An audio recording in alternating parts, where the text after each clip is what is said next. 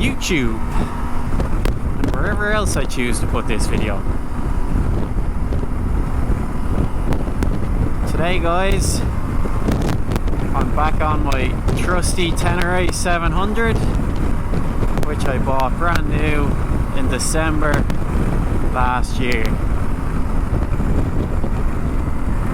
The idea behind today's video is to give you a bit of a user review, as I now have about 5,000 kilometers on the clock. I've used the bike for everything from commuting to off-road to on-road and anything and everything else in between. So I kind of just want to give my interpretation of the bike, why I bought it, some tech information, at least as much as I can remember, and really it's just an excuse to go out on the bike and have some crack. Right, so the idea I have for this video is to quickly run through some of the specs of the bike and then my honest opinion of it, why I bought it, and if it's the bike for you. So I suppose the place to start is technology, and as I'm sure anybody looking into this particular bike is already aware, it doesn't really have any.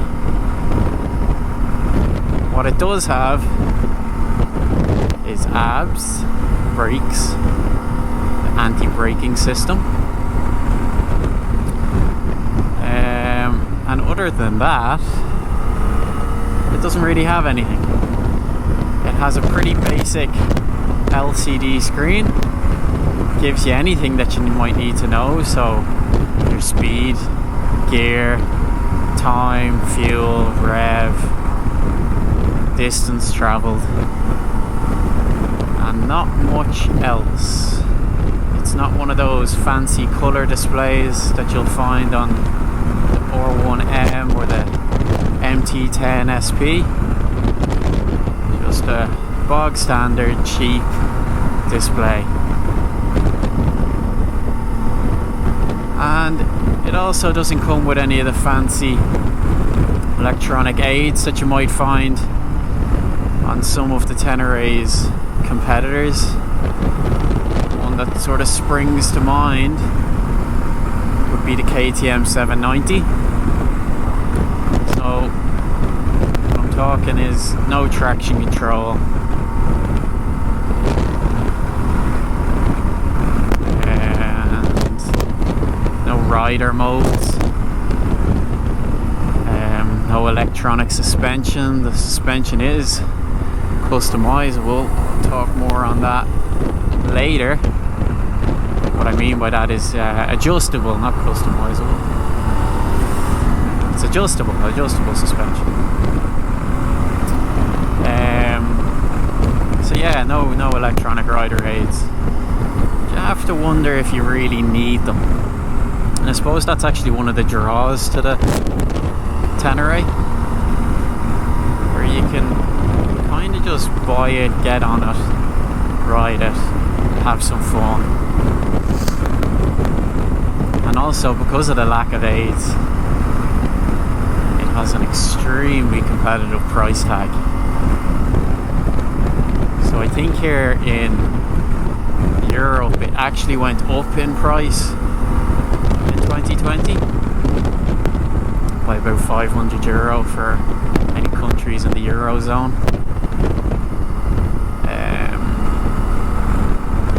But still cheap as chips, really, as a brand new bike would go.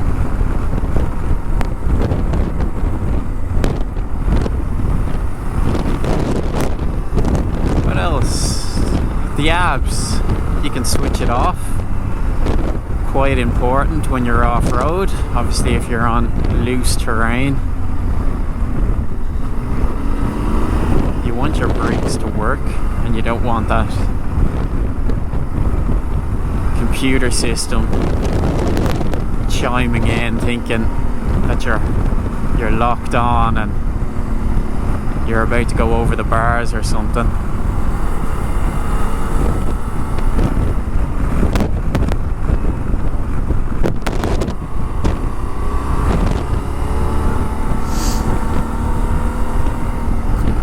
So yeah, technology, there's a lack of it, and it doesn't bother me in the slightest. In terms of the motor in this bike, it's the same 689cc parallel twin, lifted straight out of the Yamaha MT07, nicknamed the CPT, or excuse me, CP2 engine in the Yamaha lineup.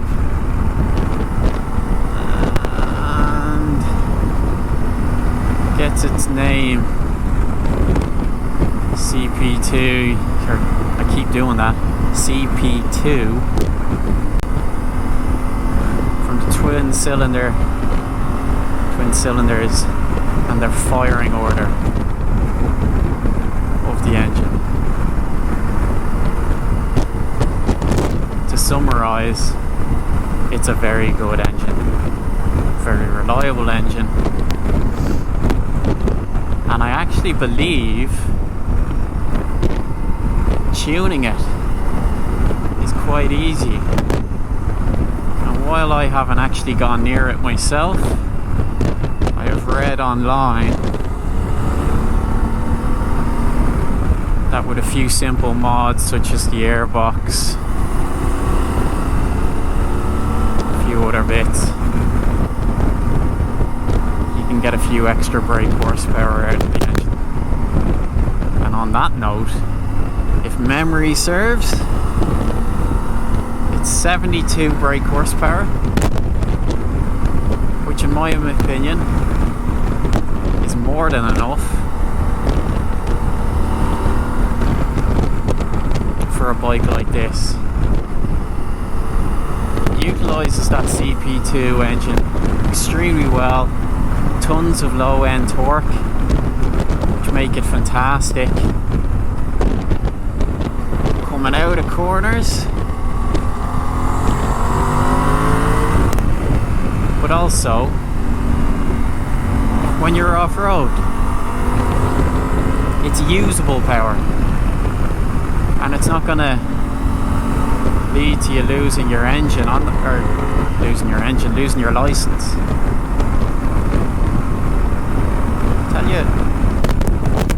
Newfound respect for the likes of Richard Hammond, James May, Jeremy Clarkson, or anyone involved in motor reviews, trying to think, talk and drive all at the same time. So excuse the mistakes or the tongue slips. I actually came from an MT10 with 12,000 kilometers on that bike in a short 6-month window, and while I absolutely loved it, I actually miss it. I'd love to have another one. I did get rid of it for a few reasons, which led me to this bike. The MT10 was batshit crazy. If I didn't lose my license on it, it probably would have killed me. 160 brake horsepower, or one engine, tweaked for more torque and less top end speed. Short wheelbase. Not going to bother trying to remember what it was, but it was short. Which in layman's terms, coupled with that torquey engine, means lots and lots of wheelies. sometimes when you least expect it.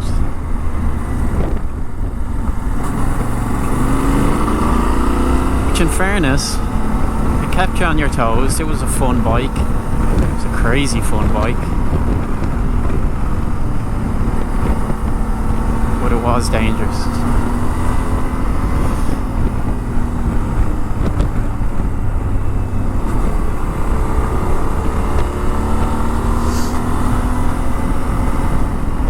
Would I buy another one? Yeah, I probably would. So the Tenere, whether you're doing this or this, it might just be the perfect all-round bike, or unicorn if you will, because we all want that one bike that does everything perfectly.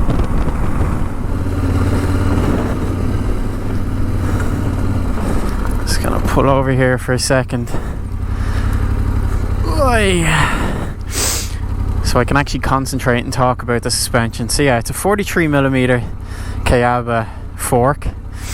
It's complete with compression and rebound damping, and it's 210mm of travel.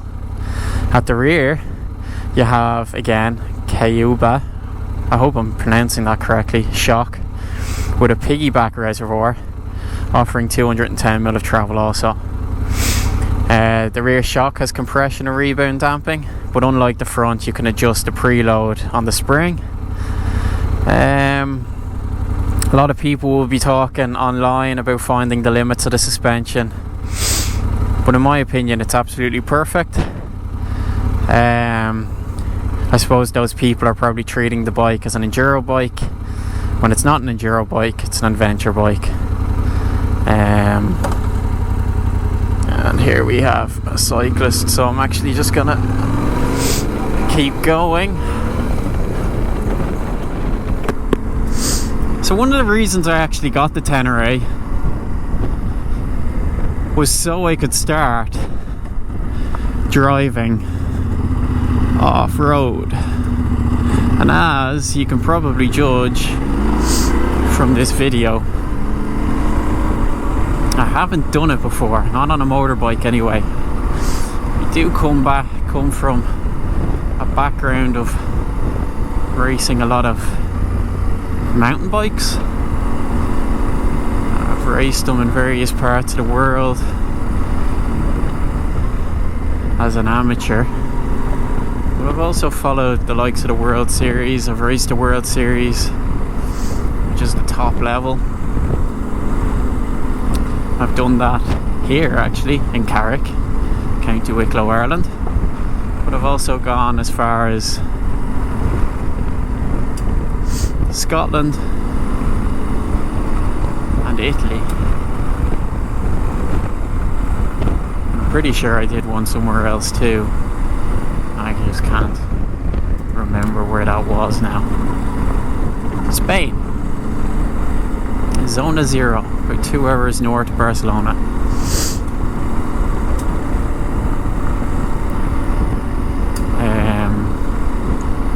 So yeah, testing the water with off-road on my Tenere 700.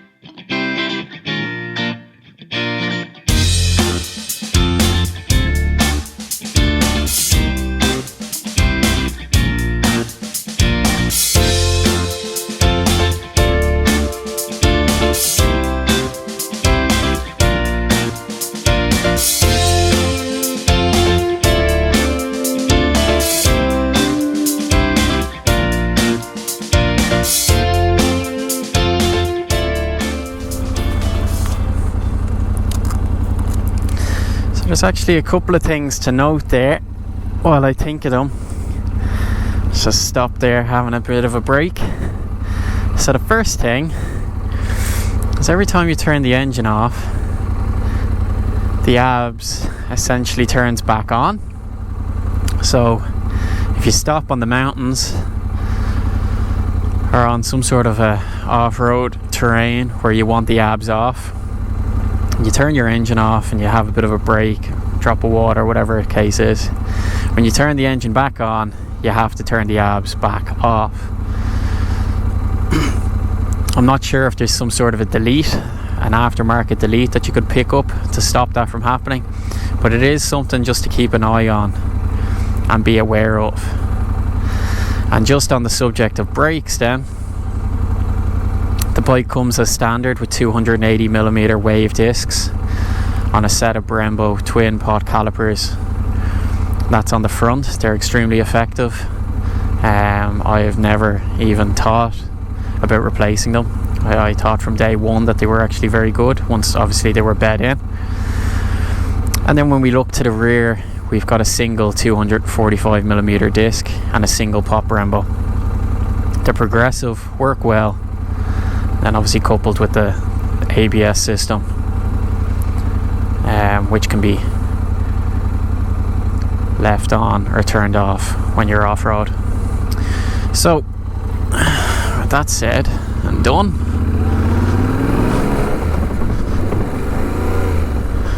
hey, still getting used to my new boots. They're a good bit thicker than my last ones, so sometimes I've noticed that when I go to flick up into second, I'm hitting neutral, not quite getting through the lever. I'm sure that's something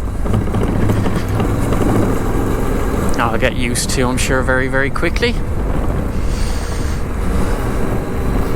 Absolutely gorgeous day here. Feels good to be out and about. There we go. There's that mountain biker I saw earlier, having a bit of crack.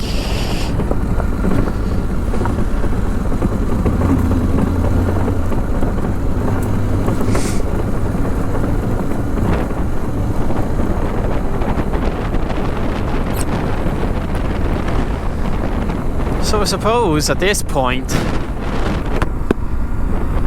it's a matter of talking about the bike from my own personal point of view, if I'm happy with it, if I plan on sticking with it.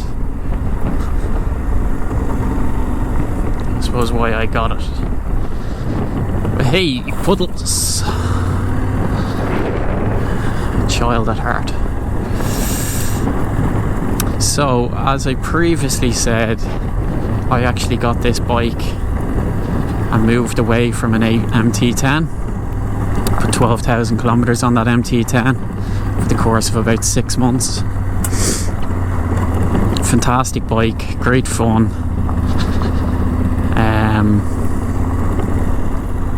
And I'd have one again if I could afford 2 bikes in an absolute heartbeat.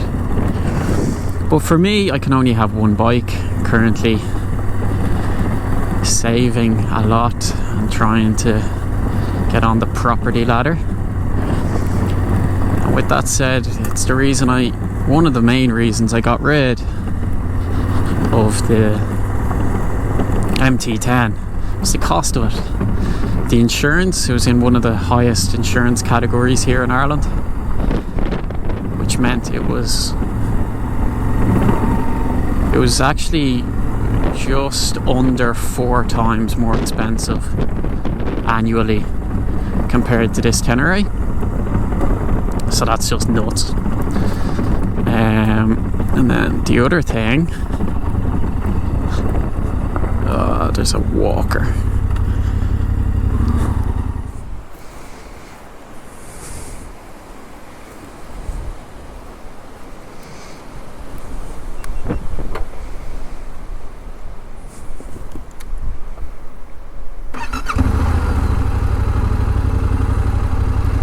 We are now turning ABS off again.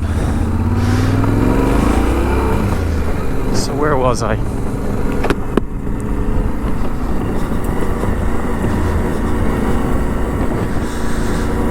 Yeah, so the MT10, you get about 110, 120 kilometers maybe out of a tank. With fuel prices the way they were when I owned it, it was about 140 something a litre of petrol. So it was costing about €20 to fill. You were getting about 100 to 120 kilometers of fuel. That was based off how I was using it, which was very mixed combination of commuting, city centre traffic, to your Sunday spins, to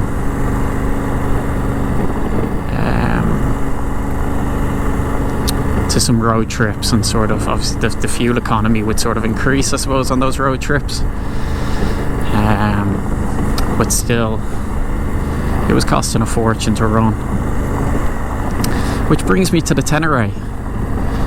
Something that has always appealed to me has been something that I can drive off-road.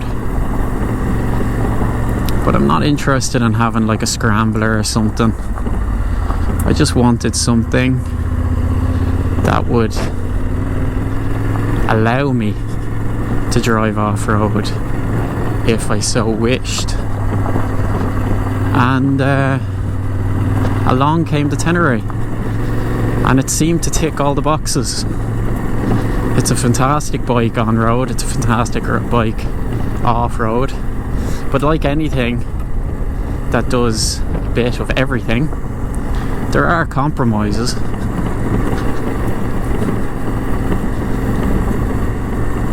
Such as the power of the engine, or whatever the case might be. For me, those compromises were definitely the power. I kind of missed that. The CP4 engine, 160 brake horsepower that you find in the MT10 was something I sort of missed from day one of having the Tenere.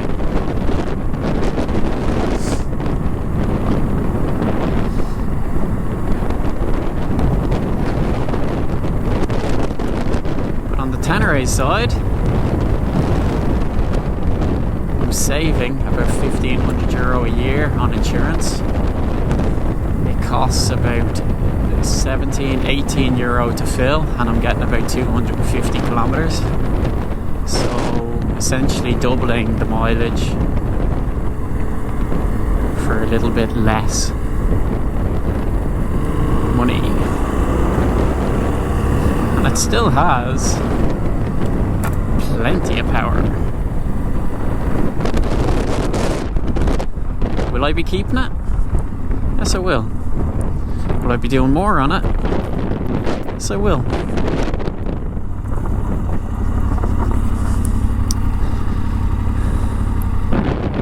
I mean,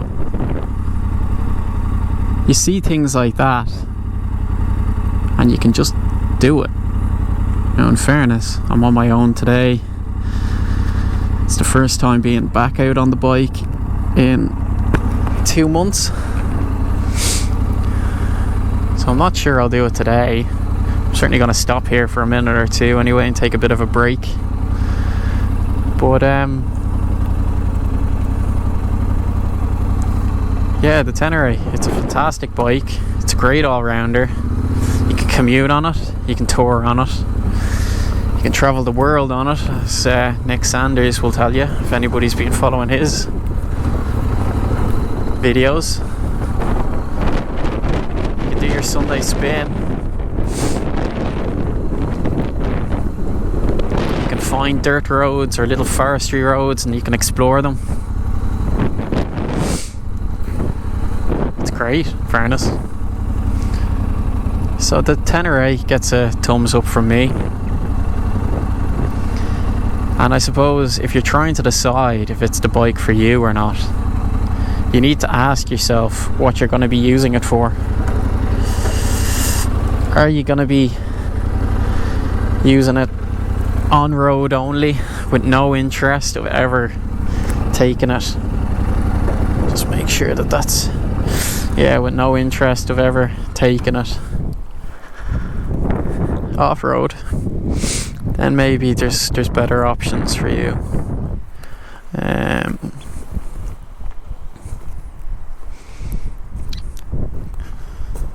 But if you're looking for a do-it-all bike, reliable engine, Japanese, electronics are basic or basically non-existent,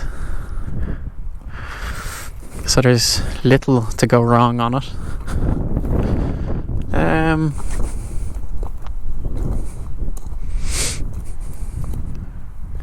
Yeah, if you're looking for the perfect kind of all-rounder bike where you can tour, commute, go off-road, go on-road,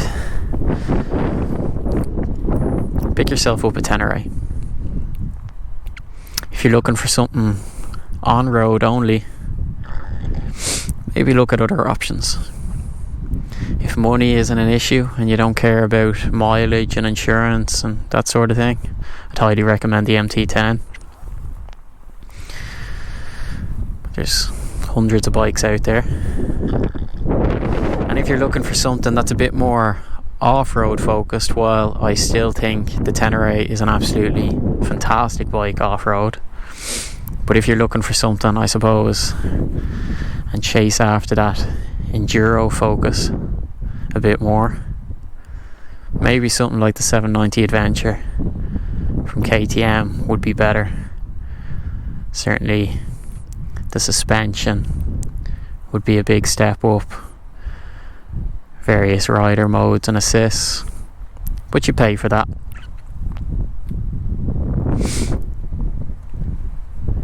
€11,500. I think that's the current price on a brand new Tenere 700. And I challenge you to find another bike with its capability for the same price range.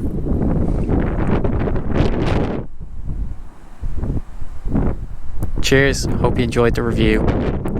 Hope you enjoyed my opinion of the Tenere 700. And obviously, if you have any questions, feel free to leave them in the comments. Cheers, guys. Until next time.